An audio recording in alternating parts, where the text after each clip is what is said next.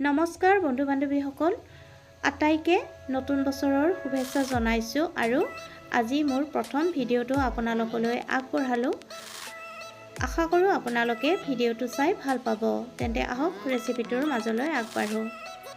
আজিৰ ৰেচিপিটো হৈছে অৰিঅ' বিস্কুটৰ কেক।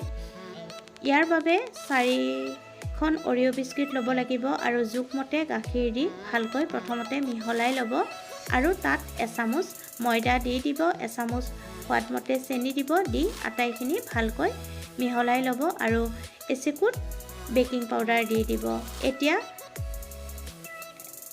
কাপ ল'ব 2টা আৰু এই কাপ 2টাত বনাই লোৱা মিশ্ৰণখিনি দি দিব।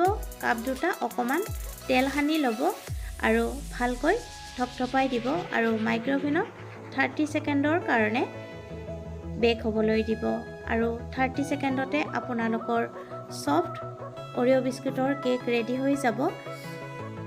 আৰু মাইক্ৰ'ৱেভ নাথাকিলে আপোনালোকে কেৰাহীটো এই ৰেচিপিটো বনাব পাৰিব। চাওকচোন, কেকটো দেখিবলৈ ইমান ধুনীয়া হৈছে আৰু খুব কোমল হয়।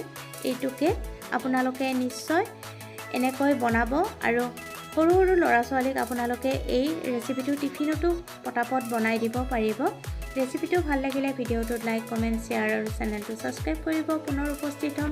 আজিলৈ আহিলোঁ। ধন্যবাদ।